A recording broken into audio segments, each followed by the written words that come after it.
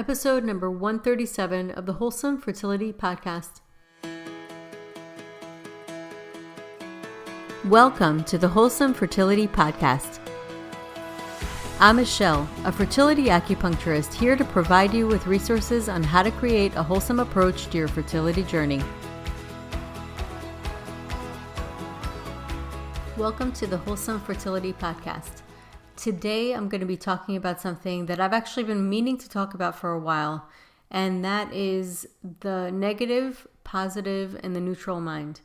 This is something that I've learned about years ago as I started to learn meditation. I used to follow Osho. He used to talk about that a lot. Osho is an Indian teacher, meditation teacher, spiritual teacher, and he talked a lot about that. The difference between, and really that's like the basis of Buddhism as well. And a lot of Zen masters, they meditate and they get to this point where they're able to observe neutrally their thoughts coming and going. And the reason I want to talk about this is because it doesn't matter what the context is that comes into our life. And obviously this is a fertility podcast, and a lot of people are going through challenges with that. But it doesn't matter what it looks like. It usually is always the same thing, really. It creates whatever struggle it is, whether it's loss of a relationship or loss of a person in your life, or when you're going through certain types of emotions, it does have a very similar grip, even though it's a different context, if that makes sense. And so it really is not about changing that which is happening. It's not about devalidating what has occurred. It's about, can we sit and observe it, and what meaning do we put onto it? And does that meaning add to the suffering that initially happens? And so this is it's more of a question than actually an answer. So it's something that you can observe naturally in your mind. And so one of the things that I wanted to share today is this traditional Zen story. And of course I have it in front of me because I usually butcher these stories. So I'm going to read it to you. But it was something that Eckhart Tolle had talked about, and he had mentioned it, and it really stuck with me. It was something that really stuck with me. And it goes like this. There was a Zen master who was very pure, very illuminated. Near the place where he lived, there happened to be a food store. The owner of the food store had a beautiful unmarried daughter. One day she was found with her child. Her parents flew into a rage. They wanted to know the father, but she would not give them the name. After repeatedly being scolded and harassed, she gave up and told them it was the Zen master. The parents believed her. When the child was born, they ran to the Zen master, scolding him with a foul tongue, and they named the infant with him. The Zen master said, "Is that so?" And this was his only comment. He accepted the child. He started nourishing and taking care of the child. By this time, his reputation had come to an end, and he was an object of mockery. Days ran into weeks, weeks into months, and months into years. But there is something called conscience in our human life, and the young girl was tortured by her conscience. One day, she finally disclosed to her parents the name of the child's real father, and that was a man who worked in the fish market. The parents again flew into a rage. At the same time, sorrow and humiliation tortured the household. They came running to the spiritual master, begged his pardon, narrated the whole story, and then took back the child. His only comment, "Is that so?"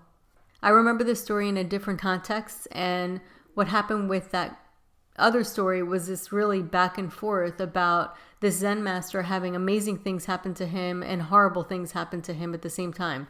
And it kept going back and forth, and he remained still. And he said with curiosity, "Is that so?" And so when we are in life, and this is about the positive and the negative mind, in life in general, when we have something really positive happen to us, we latch onto it. And then sometimes we get afraid because we say to ourselves, well, this is too good to be true. I'm afraid to lose it. And then we cling onto it. So we get into this clinging, and that clinging actually causes us suffering. And then when we get into this negative mind, when something is considered bad, or we create the meaning that this is a bad thing, what do? We resist it. So we go into this push and pull, and that ultimately is what Buddha talks about causing suffering. And the suffering really lays in the push and the pull. And so when we go into this neutral mind, and that typically happens through years of deep meditation, actually it doesn't even have to be years. I guess that's also a belief. But it goes into a place in a state of deep meditation when you are actually getting into a state where you're truly allowing what is happening to happen and to play out. And I listen a lot to Pema Chodron. She's a meditation teacher. She's a monk, Buddhist monk. And she talks about Shenpa, which is like an deep emotional trigger that we have. And things come up to us in our life, and we will have a different meaning towards that than, say, another person that does not have that specific Shenpa or trigger or pull to that same situation. And so then we know that that pull speaks to us in some way. And what our initial reaction is to push away from that and resist because we consider it bad, or we make it bad or label it as bad.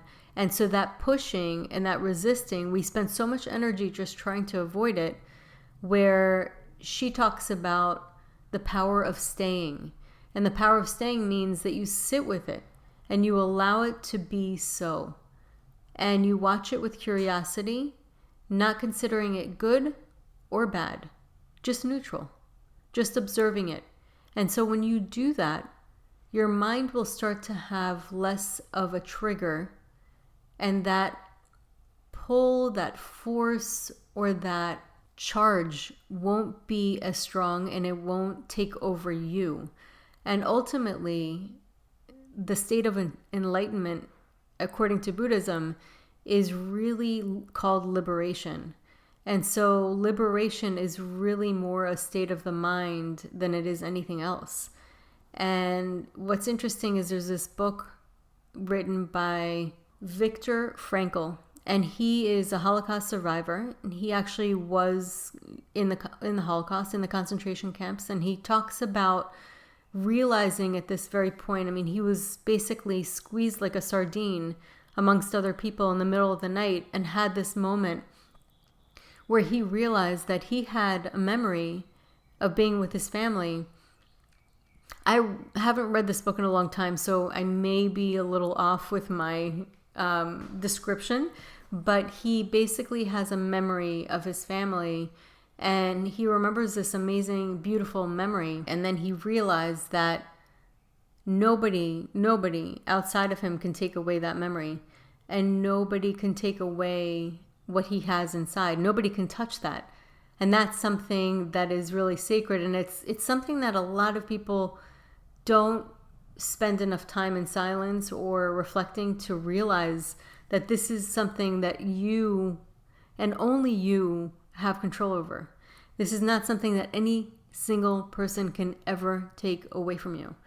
And so that is so liberating by itself. But how the inner world is almost more important than the outer world. And when we look at people like Joe Dispenza, where he talks a lot about the quantum field and quantum physics, and how it really comes down to this idea that 99% of reality is actually in this quantum field, and it's something that we have access to. It's almost part of our inner world. It is part of we're part of it. But what it basically comes down to is that our inner world is way more powerful than our outer world, or what we see in the material world. And sometimes when we tend to cling to that outer world or what happens there, we become more reactive. And in the end of the day, while it's very normal, and it's okay to validate that, to go through that, what it does over time is it causes us to feel helpless, because it's a lot of things that we cannot control. And it also causes us to feel ultimately more suffering. And so when we get ourselves into this neutral mind, and it's a practice, where can we go through life and its challenges without making it good or bad? Can we do that? And definitely not easy. It's like easier said than done, but it is something to consider, and it's a question. This is all really a question. It's not, even myself, I'm not saying one thing or another. It's more about observing. And so the way I live my life, and of course, this is something that you're always going to give the lessons, whatever you are sharing through your lens of perception and reality. And I feel very passionate about helping women going through the fertility journey. And I also like to infuse it with what I have learned over the years of my own suffering and how I've learned to deal with it, and what I've learned through the practice of meditation and really going inwards. And what I realize is that no matter what happens around you, when you are able to stay with these difficult emotions and kind of really sit with it, you feel a lot more empowered and a lot more grounded, and you'll probably also feel a lot more guided in the process so that you're able to make the right decisions with clarity.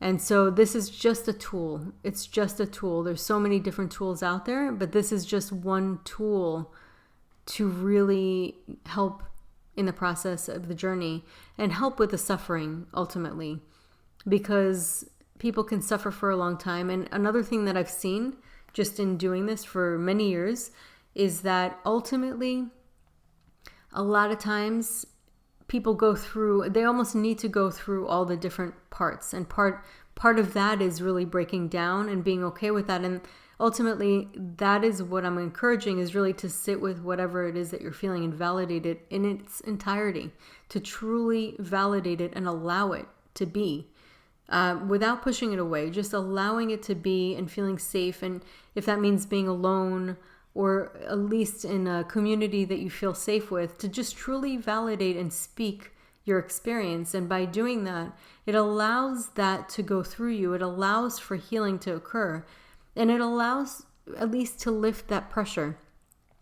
And so from doing this for many years, like I was mentioning before, I've been lucky enough to talk to so many people through the podcast and also through my work, and see that they've gone through all these different steps, the shock, the difficulty, the tiredness, the exhaustion, the confusion. And I do see a lot of these people at the end of this. And at the end of it, there does come clarity, and it's something pretty amazing. And when I see that, I feel like it's an important enough thing to note for anybody who's listening that's going through the thick of it. And that's not going to make it go away. I completely acknowledge that. It's not going to make it go away, but it may at least give some strand of hope that nothing lasts forever. I guess that's like the key, even when good things happen, nothing lasts forever. What does that mean? We should really enjoy them and really take them in, right? And be present with them. And when bad things happen, nothing lasts forever. Like nothing lasts forever. This too shall pass. Everything passes. Things ebb and flow. It's just, I guess that's a good thing and a bad thing about this world, is that things change so much. Sometimes it's a bad thing because we get used to things that we like. And sometimes there's loss and change. And so that could be really considered a sad thing. But the one thing for sure is that even if it is something that doesn't feel quite great or is actually causing some suffering, it will pass. That for sure. Even sometimes sleeping on it, when you wake up the next morning, you feel a completely different consciousness within your mind. So all that I'm saying today is all about just observation, really. Being neutral in the sense that you're observing yourself and seeing yourself from a distance. And when you're doing that, you allow space in the thickness of the emotion. So the emotion can feel really constrictive, and when you're in it, it feels like a trap or like a maze that you just cannot get out of. And so when you give yourself a moment to be able to observe, or give yourself that permission to sit with it and to really feel those things and ask yourself, like, where am I feeling it in my body? Where am I tensing up? I find just by doing that and breathing into that area, it's an immediate impact on how you feel in your consciousness. And ultimately, when you are going through the fertility journey, you really need your clarity about you. So it's kind of like a double-edged sword, because on the one hand, you're dealing with things that are so traumatic, and then you're also exhausted from the journey, going to the doctors, having bad news, going back and forth, not knowing what the diagnosis really is, or if there is any clarity, not knowing what to decide, all of those things. And at the same time, a lot of people going through this need clarity because they need to make really important decisions. And so when you are going through that, just taking that time and giving yourself that moment to regroup, and giving yourself permission to regroup, and having a moment of just kind of like sitting with yourself, feeling what you're feeling, allowing yourself to cry, allowing yourself to process and to digest it. Because honestly, I feel like a lot of the disturbances in the mind that they talk about, like in Buddhist meditations and masters, they talk about a lot of these disturbances that we have in our minds. I feel like a lot of those disturbances are unprocessed, undigested emotions. Those emotions that we keep, or we stop from expressing themselves, the emotions that we stop ourselves from feeling, all those things that we keep putting a stop to, instead of just allowing it to be. It's not good or bad, it just is. To allow it to be, and then you can process it. And when you do that, you get more mental clarity, more space. And I remember one of my teachers, I actually just brought this up. It was a long time ago, and it was a memory that I have not thought about for a very long time. But I had a teacher, she was I think it was a health education teacher in middle school. And of course, middle school is very traumatic as it is. I don't know too many people that have had a great middle school experience, but for me, it was extremely traumatic, and got bullied and everything. So I remember moments where my teachers would say something very wise. It would actually really hit home for me, and it would give me a lot of comfort. And so one of my teachers said to me, not to me, to the class, but of course it felt like it was to me, was feelings aren't right or wrong. They just are. And this is back in the 80s. So I was like, back then I feel like it wasn't as in to do self-help and really to look at all these things the way that we do now. And so I just find that it was such a wise statement. And it was also very liberating to know, because a lot of times we not only feel our feelings of suffering, but we also judge them. And so that makes us want to stuff whatever it is that we're feeling and not allow those feelings to just move like energy, like they want to, and they're needing to. And crying is also something that I'm very big on. When I was little, I used to cry a lot, and I just remember my own experience of people adults telling me, stop crying, don't cry, why are you crying? So I think it's one of the worst things that people can ever do is tell people to stop crying or stop that process of crying. And for some reason, there's this weird thing about crying. I mean, you see people on TV, they cry and then they apologize. I don't know what that is. There's shame around crying. But to me, crying is just as important as a bowel movement. And would you ever tell somebody mid-bowel movement, hold it in, don't let it out, don't, stop what you're doing? No, you can't do that. So you're going to need to process that emotion and digest it and fully take it from start to finish. And so it really is about just sitting with it without judgment, just allowing it to be.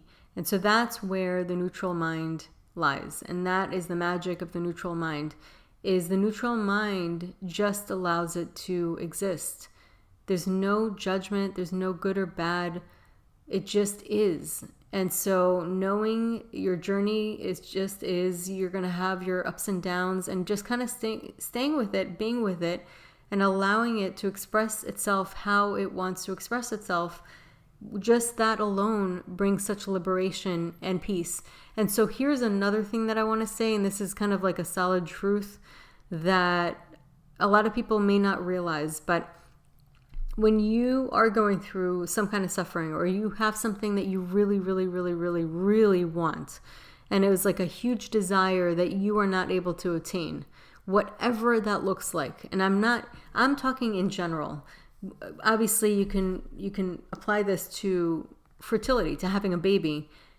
That's one thing, but this is something, it's kind of like the human condition. So when you have something that you really, really, really, really want, in your mind, you will feel satisfied until, like, you will not feel satisfied until.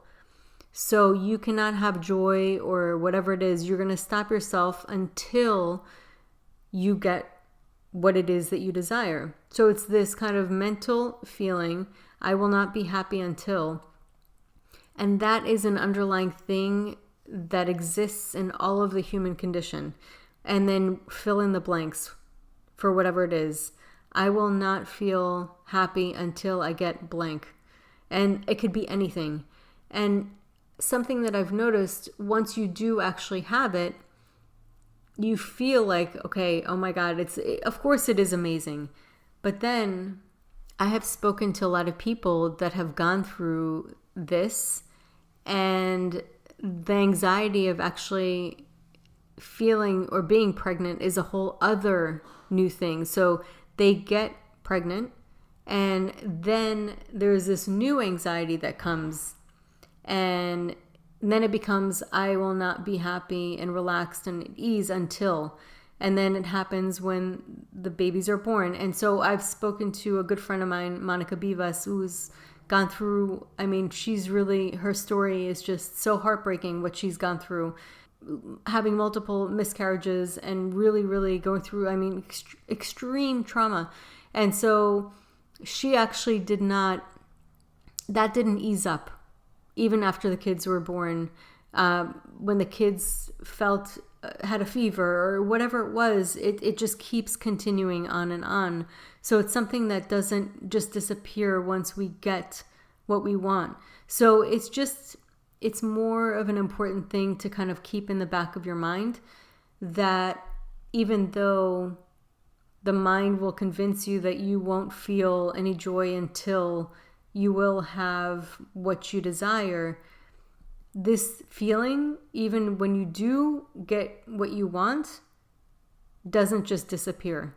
And so I think that that's kind of the power of the mind, and that's the power of being neutral and kind of sitting with it and allowing yourself to feel it.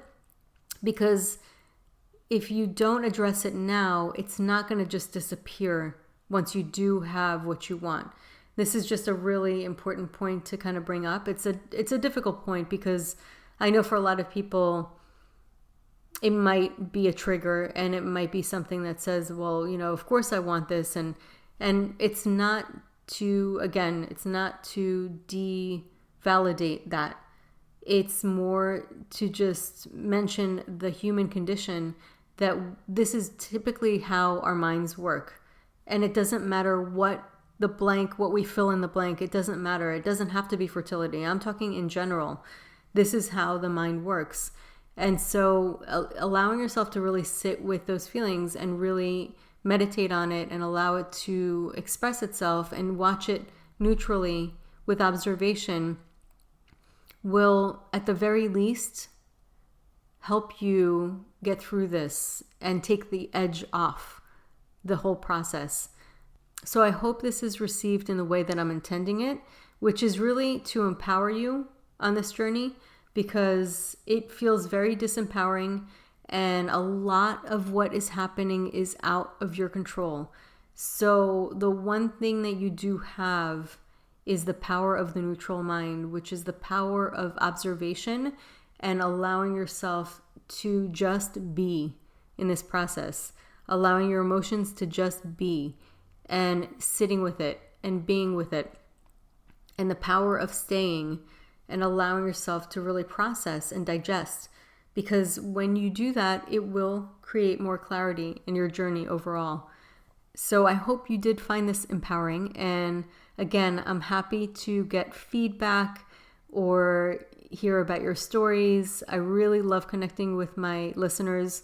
So if you do want to reach out, you can always reach out to me at info@thewholesomelotus.com. And I hope you have a beautiful day.